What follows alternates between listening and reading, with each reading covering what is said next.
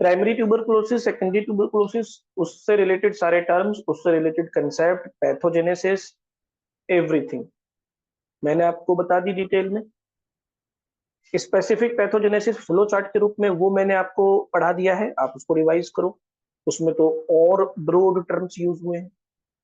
तो जब भी आपको फ्लो चार्ट के रूप में कोई पैथोजेनेसिस में दूंगा तो वो आपकी पैथोलॉजी तो कवर करेगी ही, फाइनल ईयर की मेडिसिन का स्पेसिफिक पार्ट भी उसमें कवर हो जाएगा, पैथोजेनेसिस वाला जो पार्ट होता है। ठीक है, तो प्राइमरी सेकेंडरी टीबीएम माइंड में रख के क्लिनिकल फीचर पे फोकस करना।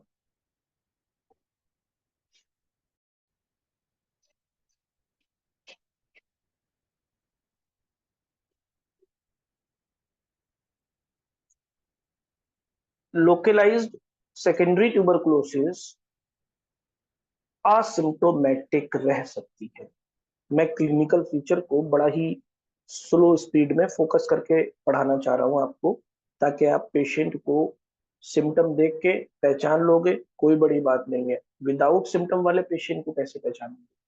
तो यहाँ ध्यान देना कि जो लोकलाइज्ड सेकेंडरी ट्यूबरकुलोसिस है, मतलब कि ब्लड सर्कुलेशन के थ्रू पूरी बॉडी में नहीं गई है, किसी एक जगह पे है, वो असिम्टोमेटिक रहती है। लेटर बाद में मैनिफेस्टेशंस अपीयर होते हैं धीरे धीरे, इंसीडियसली का मतलब ग्रेजुअली, धीरे धीरे। ये तो लोकलाइज्ड टीबी की बात हो गई। सिस्टेमिक सिम्टम क्या आएंगे अगर ट्यूबरकुलोसिस है पेशेंट में? तो नॉन स्पेसिफिक सिम्टम्स में हम इंक्लूड कर ले रहे हैं, मैलेज होगा, पेशेंट की भूख खत्म हो जाएगी, वेट कम होने लगेगा, फीवर रहेगा पेशेंट को, और जो फीवर होगा वो लो ग्रेड फीवर होगा, जो रेमिटेंट नेचर का होता है। इसका मतलब क्या हुआ रेमिटेंट का? ये ईच आफ्टरनून अपीयर होगा, फीवर ईच आफ्टरनून, दोपहर के बाद, तो ये महसूस होगा, अपीयर होगा, और सबसाइड हो जाएगा धीरे धीरे। इसीलिए उसको बोला जाता है इवनिंग राइज ऑफ टेम्परेचर। और रात में पसीना बहुत आएगा तो हम बोलते हैं नाइट स्वीट्स। ये कौन से हैं? ये नॉन स्पेसिफिक है। ठीक, ये ट्यूबरकुलोसिस में भी मिल सकते हैं और किसी और बीमारी में भी मिल सकते हैं। तो जब स्पेसिफिक नहीं है तो non specific. Cough with sputum, पहले ये जो कफ होगा वो म्यूकोइड होगा, म्यूकस, चिपचिपापन, बाद में पुरुलेंट हो जाएगा, पस जैसी स्मेल आएगी इसमें से।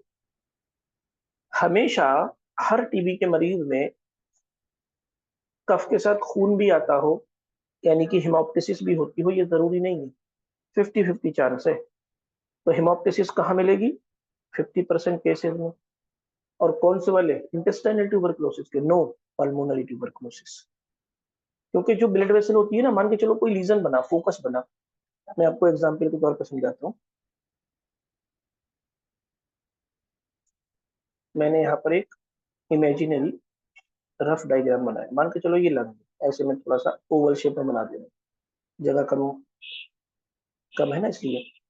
तो यहाँ पर आप देख रहे हो अंदर की तरफ ऐसे ब्रोंक्यूल्स होंगे यहाँ।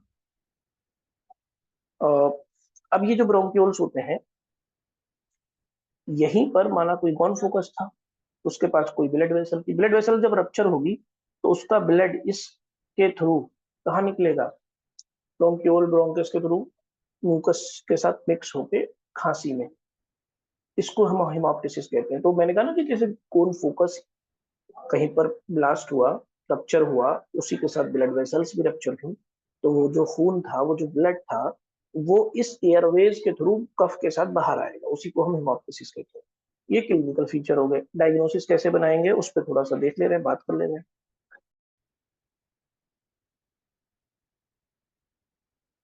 डायग्नोसिस पल्मोनरी ट्यूबरकुलोसिस की, तो सबसे पहले जो 80% रोल होगा ना डायग्नोसिस में,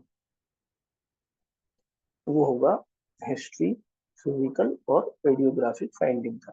इन 3 पॉइंट को आपको याद रखना है, जिसको हम HPR मेथड कहते हैं। HPR, HPR मेथड का मतलब क्या हुआ? पेशेंट की हिस्ट्री लो आप, हिस्ट्री से कुछ प्रोबेबल माइंड में एक डायग्नोसिस बनाओ, फिजिकल एग्जामिनेशन स्टार्ट करो, और फिजिकल एग्जामिनेशन में जो भी फाइंडिंग मिले उसके साथ साथ रेडियोग्राफी करा दो, जैसे चेस्ट एक्सरे। तो जो HPR से आप कितनी परसेंट डायग्नोसिस बना लोगे? 80% डायग्नोसिस। बाकी स्पुटम एग्जामिनेशन एंड अदर जो इन्वेस्टिगेशन है उससे आप 100% कंफर्म हो जाओगे। क्लियर? चेस्ट एक्सरे में कंसोलिडेशन मिलेगा, कैविटेशन मिलेगा लंग के अपेक्स में। तो कैविटी मिलेगी, कंसोलिडेशन मिलेगा। ठीक। दूसरी स्पेसिफिक, अच्छा 20% में ये सब आते हैं। तो इसमें स्पुटम फॉर AFB, हमें एसिड फास्ट ट्यूबरकल जांचना है, पकड़ना है, तो स्पुटम एग्जामिनेशन करवा देंगे। मैंटूक्स स्किन टेस्ट बड़ा काम का होता है। एक इंट्राडर्मल इंजेक्शन लेके प्यूरिफाइड प्रोटीन डेरिवेटिव, जिसे हम शॉर्ट में PPD कहते हैं, किसके होते हैं? ये माइकोबैक्टीरियम ट्यूबरक्लोसिस। इसको इंजेक्ट कर देते हैं, तो ये क्या प्रोड्यूस करते हैं? विजिबल और पाल्पेबल इंड्यूरेशन। ये विजिबल और पाल्पेबल इंड्यूरेशन 10 mm डायमीटर की होनी चाहिए या उससे ज्यादा की होनी चाहिए। कहां पर? जहां पर इंजेक्शन दिया है आपने, उस वाली जगह पे। तो PPD को एक इंट्राडर्मल सिरिंज में लेके इंजेक्ट किया, ये मान के चलो स्किन है। एक इंजेक्शन हमने कहा लगाया? यहाँ पर, इस पॉइंट पे। तो हमने यहाँ क्या इंट्राडर्मल इंजेक्ट किया? PPD कि 72 घंटे में यहाँ एक ऐसे घेरा बन जाएगा जिसे हम बोलते हैं इंडुरेशन। ठीक है, इसको क्या बोलते हैं? इंडुरेशन। इस घेरे को स्केल से 48 से 72 घंटे बनता है, स्केल से आप मेजर करो। अगर 10 mm या उससे ज्यादा इसकी डायमीटर है तो फिर ये पॉजिटिव ट्यूबरकुलिन टेस्ट कहलाता है। और इसके पीछे अक्सर एग्जामिनर पूछते हैं कौन सी इम्यूनिटी रिस्पॉन्सिबल होती है? T cell mediated immunity.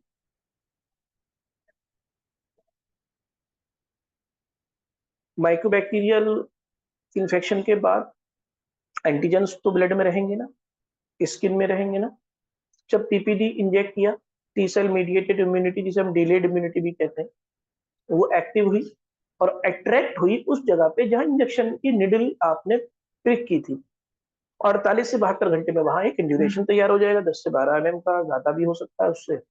ये एक पॉजिटिव ट्यूबरकुलिन टेस्ट कहलाता है जब ऐसा होगा। तो मैंने कहा ना कि एग्जामिनर आपसे पूछेगा बताओ कौन सी इम्यूनिटी इन्वॉल्व है, तो मैंने कहा T सेल मीडिएटेड इम्यूनिटी आपको आंसर करना है। पॉजिटिव मैंटूक्स टेस्ट क्या इंडिकेट करता है? ये इंडिकेट करता है कि पेशेंट जो था वो एक्सपोज्ड हो चुका है माइक्रोबैक्टीरियल एंटीजन के लिए, इन्फेक्शन उसको हो चुका है। क्लियर? कल्चर अगर आप करवाना चाहते हैं, या कोई भी डॉक्टर है उसका मन है कि भाई कल्चर करवा लो, कल्चर, तो कन्वेंशनल कल्चर करवाते हैं, ट्रेडिशनल नहीं। ट्रेडिशनल कन्वेंशनल में क्या मतलब है? जैसे नॉर्मली आप पस कल्चर कराते हो तो आप पस दे देते, 3 दिन में वो कल्चर करके आपको बता देता है। ये थोड़ा सा अलग हटके होता है, किसका? माइक्रोबैक्टीरिया का। जब इसकी सेल वॉल थोड़ी सी अलग हटके है, जिसमें माइकोलिक एसिड प्रेजेंट है, ग्राम स्टेन ले ही नहीं रहा या बहुत ही वीकली ले रहा है, तो जाहिर सी बात है यार कि इतना आसानी से ये उग भी नहीं जाएगा। इसे उगाने के लिए, कल्चर करने के लिए हम कन्वेंशनल मेथड अपनाएंगे जो कम से कम 10 हफ्ते लेता है। समझ गया ना? तो ये कुछ अलग मेथड है या कुछ अलग टाइप का बैक्टीरिया। नॉर्मली बैक्टीरिया 3 दिन में कल्चर कर जाते हैं। यूरिन इन्फेक्शन में अक्सर देखो आप लोग जांच कराते हैं, कल्चर एंड सेंसिटिविटी, 30 दिन रिपोर्ट मिल जाती है, पता लग जाता है कौन सा बैक्टीरिया है। तो ये 10 वीक में जाके होगा।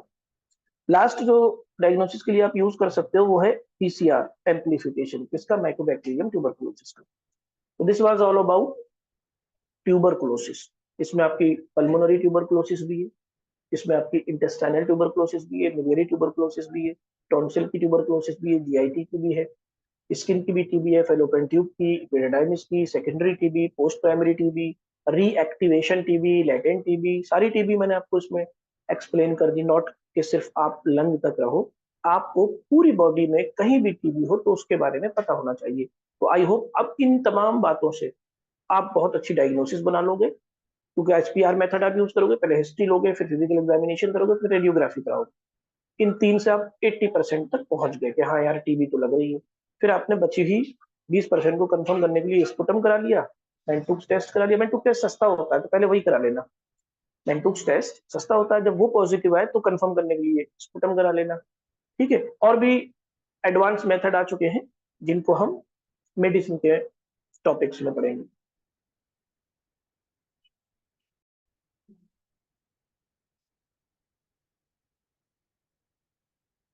लास्ट में हम स्क्रीन पे रखे इस डायग्राम पे फोकस करेंगे। यहाँ पर प्रोग्रेस,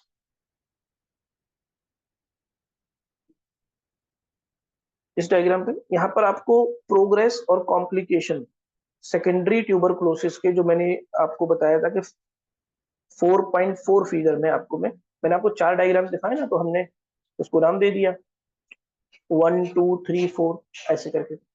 तो यहाँ पर स्क्रीन पे टोटल सेकेंडरी ट्यूबरकुलोसिस की प्रोग्रेस और कॉम्प्लिकेशन एक ही डायग्राम में मौजूद है।